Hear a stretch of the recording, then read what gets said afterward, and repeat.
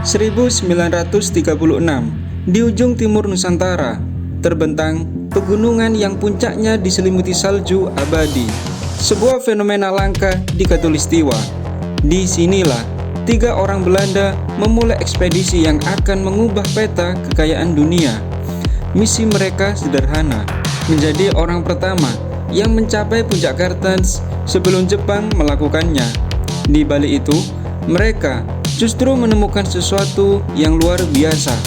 Dozi, salah seorang dari mereka, melihat batu aneh hitam kehijauan berkilauan di bawah sinar matahari. Ia menamakannya Icebox, yang berarti Gunung Biji.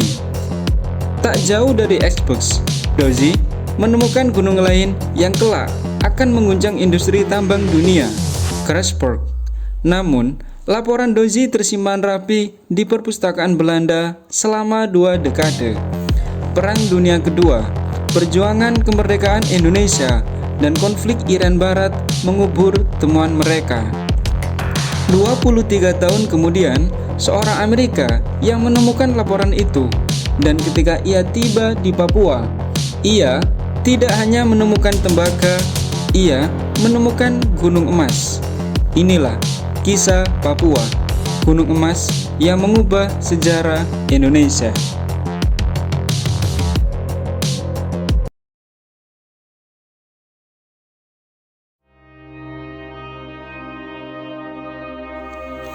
(1936) adalah tahun di mana kekuatan kolonial masih memperluas pengaruh di Nusantara. Belanda yang telah mengklaim Papua sejak tahun 1898, mereka khawatir Jepang akan berebut wilayah Papua. Kemudian, Belanda mengirim ekspedisi yang dipimpin Anton Jolins, manajer anak perusahaan minyak internasional yang bernama Royal Dutch Shell, dengan didampingi Frits Wissel, pilot Angkatan Laut Belanda, dan Dozi, kepala ahli geologi minyak di Nederland New Guinea Petroleum Maatschappij atau NNGPM. Pada 23 Oktober 1936, mereka memulai perjalanan dari Babo, Papua Barat, dengan kapal Albatros untuk mendarat di Aika, sebuah wilayah terisolir yang menjadi gudang timah. Kemudian, mereka mendaki menuju puncak Kartens. Di ketinggian, Dozi yang memiliki keahlian geologi menemukan sesuatu yang luar biasa, sebuah tempat yang dipenuhi biji tembaga. Ia menamai tempat itu Icebox, yang dalam bahasa Belanda berarti gunung biji. Pada 5 Desember 1936, mereka berhasil mencapai puncak Kartens, dan pada 25 Desember kembali ke Babo. Kemudian Dozi menyusun penemuannya dalam laporan yang dimuat di majalah geologi Leiden pada tahun 1939. Tak lama setelah itu, Perang Dunia Kedua mengalihkan perhatian dunia, dan laporan Dozi terkubur di perpustakaan. Selama 20 tahun, Gunung Biji itu hanya menjadi catatan kaki dalam sejarah eksplorasi geologi.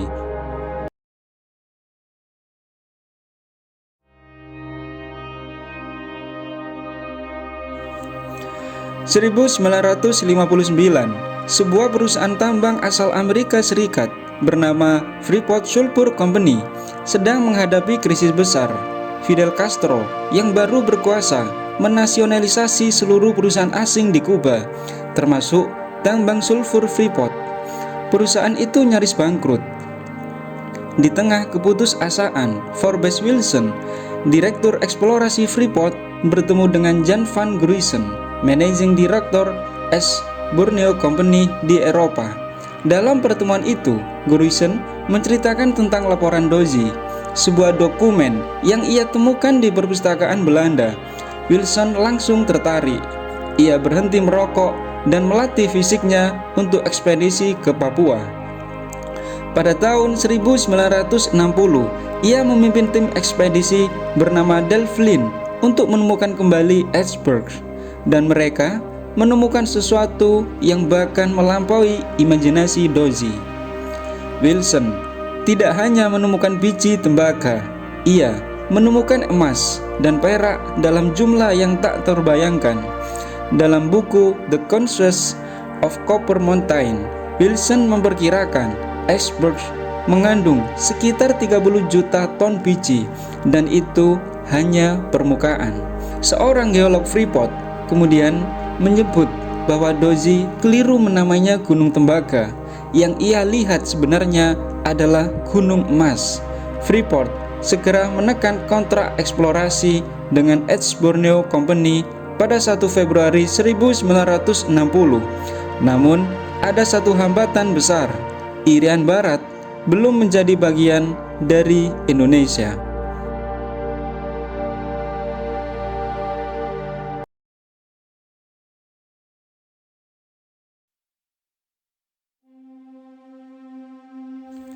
Saat Freeport bersiap mengeksplorasi, politik global sedang dalam kondisi tidak stabil. Soekarno, Presiden Indonesia, berusaha memasukkan Irian Barat ke dalam wilayah NKRI. Nanti tanggal 1 Mei jam 12.30 pemerintahan di Irian Barat mutlak akan jatuh di tangan Belanda yang masih menguasai wilayah itu menolak. Menariknya, Amerika Serikat di bawah Presiden John F. Kennedy justru mendukung Indonesia. Kennedy menekan Belanda untuk pergi dari Irian Barat dengan ancaman menghentikan program bantuan Marshall Plan yang sangat dibutuhkan Belanda untuk membangun kembali negaranya pasca Perang Dunia Kedua. Bagi Soekarno, ini adalah kemenangan diplomatik yang besar. Namun, bagi Freeport, ini adalah sebuah bencana. Wilson sempat berharap Kennedy akan membantunya untuk melobi Soekarno, tetapi yang terjadi justru sebaliknya. Kennedy sedang menjalin keakraban dengan Soekarno. Bahkan, pada 19 November 1963, Kennedy menyetujui paket bantuan ekonomi 11 juta dolar AS untuk Indonesia melalui IMF dan Bank Dunia. Namun, 3 hari kemudian Kennedy tewas terbunuh pada 22 November 1963.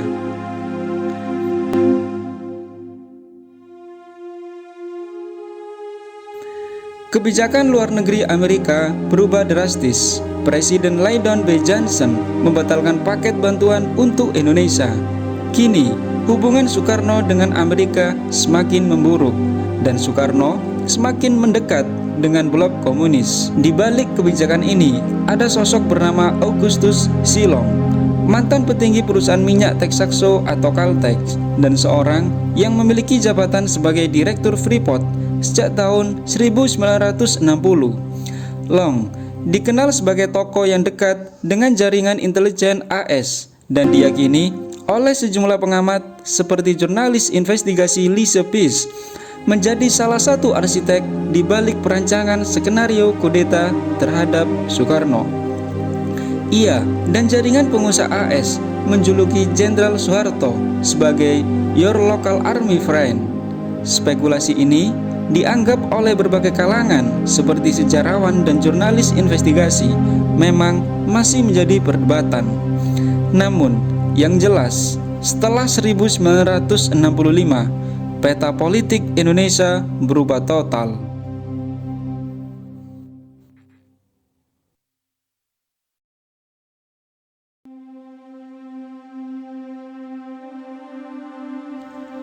Untuk berhasil mencapai akses ke Gunung Emas Papua, Long dan petinggi Freeport mulai bergerak. Mereka membutuhkan pintu menuju pusat kekuasaan baru di Indonesia. Di sinilah peran Julius Tahija menjadi sangat penting. Tahija adalah mantan serdadu Genil yang satu angkatan dengan Soeharto. Namun, ia juga pengusaha sukses yang menjabat sebagai pimpinan Texaco Caltex di Indonesia pada masa itu. Karirnya di perusahaan minyak AS membuatnya dipercaya oleh pihak asing. Sementara, hubungan personalnya dengan Soeharto memberikan akses ke pusat kekuasaan. Pada Februari 1966, setelah mendengar perubahan angin politik, petinggi Freeport langsung menemui Tahija untuk meminta bantuan. Tahija lah yang kemudian mengatur pertemuan rahasia antara Freeport dan Ibnu Sutowo di Amsterdam, Belanda. Sutowo adalah sosok yang tak kalah penting. Ia menjabat sebagai Menteri Pertambangan dan Perminyakan di kabinet awal Orde Baru. Dalam pertemuan dengan Freeport, Sutowo mengungkapkan bahwa ia sebenarnya sudah tahu soal tambang ekspor dan bahkan sempat menawarkannya ke Jepang. Namun gagal karena mereka tidak menemukan lokasinya. Saat Freeport muncul, Sutowo melihat mereka lebih mampu dan akhirnya menyetujui proyek tersebut. Sutowo sangat berpengaruh di Angkatan Darat, bahkan disebut sebagai orang yang membiayai anggaran operasi militer. Hal ini membuatnya punya otoritas untuk meloloskan proyek raksasa seperti Freeport di tengah krisis kekuasaan yang bergejolak. Tak hanya itu, Tahija juga menunjuk Ali Budiarjo, seorang pengacara dan ekonom Indonesia yang dididik di Amerika dan menjadi arsitek kebijakan ekonomi Orde Baru sebagai penasihat hukum Freeport. Jaringan dan pengaruhnya di kalangan elit ekonomi politik sangat berharga. Ia menjadi penasehat yang membantu Freeport untuk masuk birokrasi Orde Baru dan kelak menjadi presiden direktur pertama Freeport Indonesia. Jaringan inilah Long sebagai arsitek di tingkat global, Tahija sebagai jembatan kekuasaan, Sutowo sebagai pintu kebijakan, dan Budiarjo sebagai navigator birokrasi yang akhirnya membuka karpet merah bagi Freeport.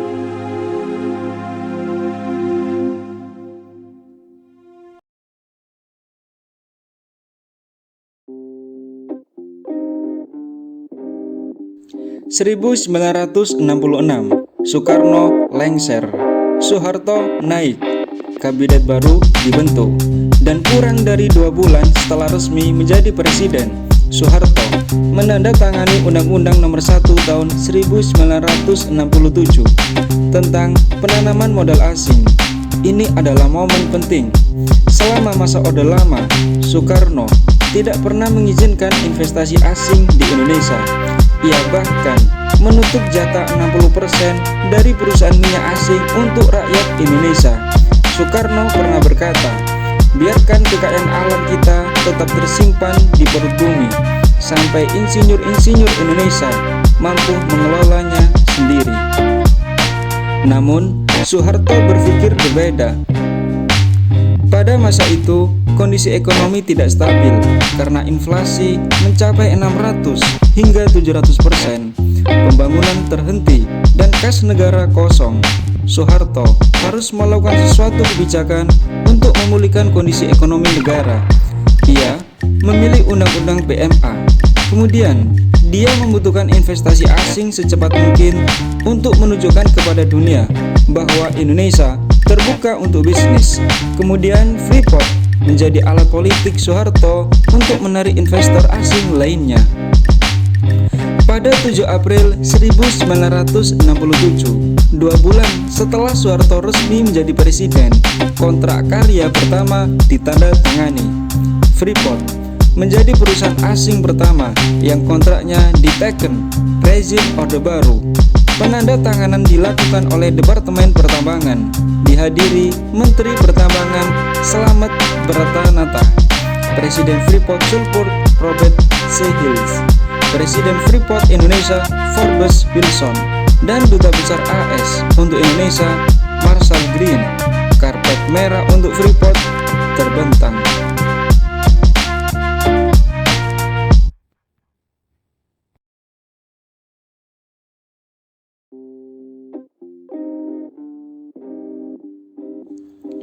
Meski kontrak ditandatangani 1967, Freeport baru bisa memulai operasi penambangan pada Maret 1973.